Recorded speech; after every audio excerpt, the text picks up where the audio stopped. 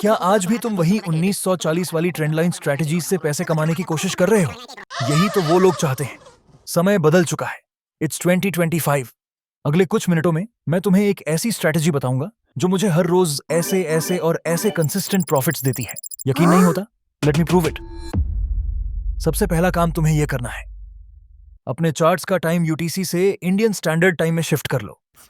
छोटी सी चीज लगती है ना, लेकिन मान लो यहीं से तुम्हारी ट्रेडिंग की फाउंडेशन सेट होती है। यह है यूरो डॉलर का 5 मिनट का चार्ट। स्टेप 1, हर शाम 7 बजे तुम्हें अपनी ट्रेडिंग डेस्क पर बैठना है। हैबिट बना लो, ये फिक्स रूटीन तुम्हारा आधा काम खत्म कर देगा। स्टेप 2, अब 7 बजे वाली कैंडल का वेट करो, उसका हाई और लो मार्क कर दो। सिंपल। और इसके बाद हम शिफ्ट करेंगे 1 मिनट टाइम फ्रेम पर। स्टेप 3, अब ये रेंज देखो, यही तुम्हारा बैटलफील्ड है और तुम्हें चाहिए एक ब्रेकआउट, या तो ऊपर या नीचे। बास कंडीशन एक है, कैंडल क्लोज होनी चाहिए, विक टीज नहीं चलेगा। चलो अब देखते हैं। यहां पर हमारे पास एक अच्छा ब्रेकआउट बना है, स्ट्रांग भी लग रहा है, बट यहीं पे ज्यादा लोग गलती कर देते हैं। सोचो, अगर मार्केट इतना सिंपल होता तो आज हर बंदा पैसे बना रहा होता। प्रूफ चाहिए? पाउंड डॉलर का एग्जाम्पल देखो, वहां ब्रेकआउट तो आया था पर वीक था। रिजल्ट? Trade fail. इसीलिए मैं कह रहा हूं, 3 रूल्स हमेशा याद रखना। रूल नंबर 1, हमें चाहिए एक स्ट्रांग ब्रेकआउट, बेसिकली एक डिसेंट बार। अब डिसेंट बार और डोजी के बीच का अंतर क्या है? स्क्रीन पर लिखा है, पॉज करके पढ़ लो। रूल नंबर 2, ब्रेकआउट का सिग्निफिकेंट पोर्शन रेंज के बाहर क्लोज होना चाहिए। इस एग्जाम्पल में वैसा नहीं है, लेकिन देखो, इस एग्जाम्पल में यह ब्रेकआउट की ऑलमोस्ट आधी बॉडी रेंज के बाहर है। शोज कन्विक्शन, बेयर्स स्ट्रांग हैं। रूल नंबर 3, ब्रेकआउट हमेशा पहले बार से होना चाहिए। जैसे यहां पर यह पहली कैंडल थी जिसने रेंज को तोड़ा, अभी के लिए मान लो यह ट्रेड इनवैलिड था। तो ऐसे में यह ना समझना कि चौथे या 5वें ब्रेकआउट पर ट्रेड लिया जा सकता है। यही स्टेप 3 पूरा होता है। अब आगे बढ़ते हैं। Step 4, fair value gaps. सबसे पहली बात, ब्रेकआउट आने के तुरंत बाद एंट्री मत लेना। यह काम बच्चे करते हैं। Professionals wait. किस चीज का वेट? एक फॉलो थ्रू बार का। यह बार किसी भी डायरेक्शन में बन सकता है। फिलहाल इस एग्जाम्पल में ब्रेकआउट के डायरेक्शन में ही बना है, और यही फॉलो थ्रू बार तुम्हें देता है एक फेयर वैल्यू गैप। कैसे? सिंपल, ब्रेकआउट बार के जस्ट पहले और जस्ट बाद में जो 2 कैंडल्स बनी होती हैं, उनके विक्स के बीच जो गैप बचता है उसे फेयर वैल्यू गैप कहते हैं। जरा ध्यान से इस एग्जाम्पल को देखो। ब्रेकआउट स्ट्रांग था, हमने फॉलो थ्रू बार का वेट भी किया, फेयर वैल्यू गैप ड्रॉ भी किया, लेकिन फिर भी ट्रेड फेल हो गया। आखिर क्यों? यहीं से मिलता है सबसे important rule. Fair value gaps जितना ज्यादा रेंज के एक्सट्रीम्स के पास बनेंगे, उतना हमारे लिए बेटर है। अब ध्यान दो, जो गैप बना वो रेंज के काफी अंदर था, इसी वजह से ये ट्रेड फेल हो गया। और इसी के साथ आता है स्टेप 5, एंट्री लेना। एंट्री होगी फॉलो थ्रू बार के क्लोज पर, स्टॉप लॉस ब्रेकआउट के पीछे, और टारगेट 1 2 3। देखो कैसे सिर्फ 2 कैंडल्स यानी 2 मिनट में टारगेट हिट हो गया, बल्कि मार्केट स्टिल नीचे जाता रहा। अब चलो एग्जाम्पल्स पर चलते हैं। ये रहा हमारा पहला एग्जाम्पल। स्टेप 1, 7 बजे की कैंडल का वेट।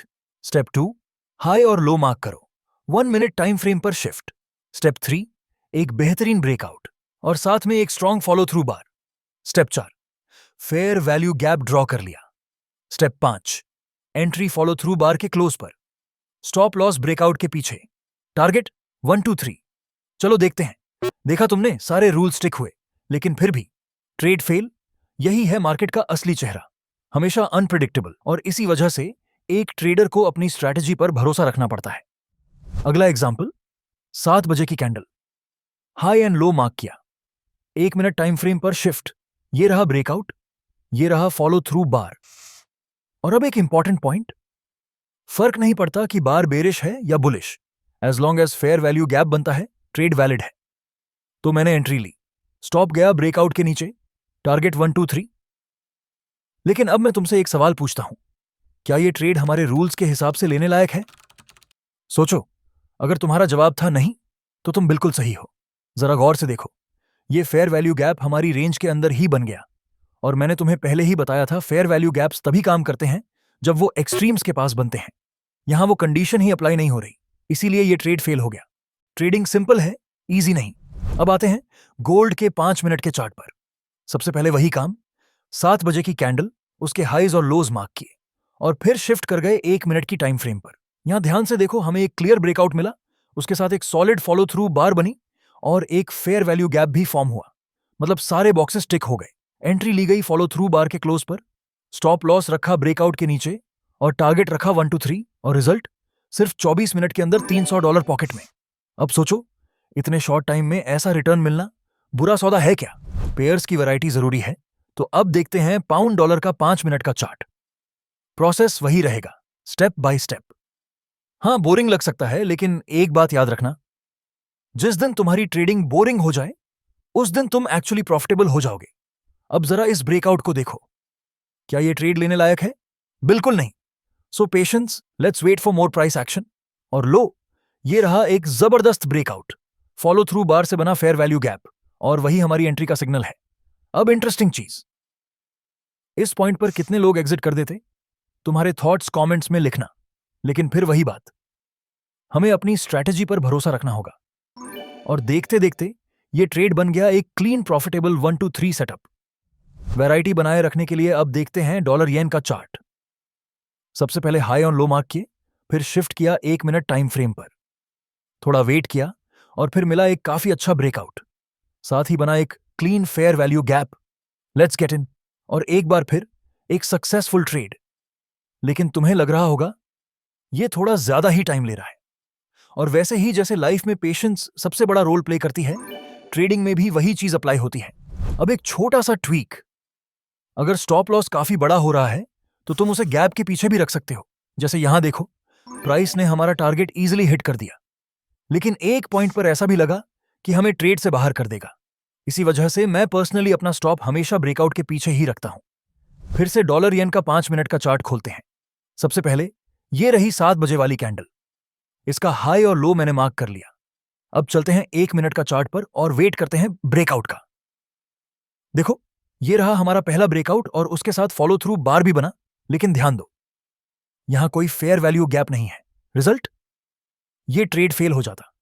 अब आगे देखो, एक और ब्रेकआउट मिला, लेकिन फिर से वही स्टोरी, गैप नहीं बना और ट्रेड दोबारा फेल। इसी वजह से फेयर वैल्यू गैप्स को इग्नोर करना खुद अपने पैरों पर कुल्हाड़ी मारने जैसा है। यही सबसे क्रिटिकल फिल्टर है जो वीक सेटअप्स को स्ट्रॉन्ग सेटअप्स से अलग करता है। अब गोल्ड का चार्ट देखते हैं। सबसे पहले 7 बजे की कैंडल का हाई और लो मार्क कर लिया। अब शिफ्ट करते हैं 1 मिनट की टाइम फ्रेम पर। यहां देखो, ब्रेकआउट तो हुआ, लेकिन फेयर वैल्यू गैप बिल्कुल नहीं बना।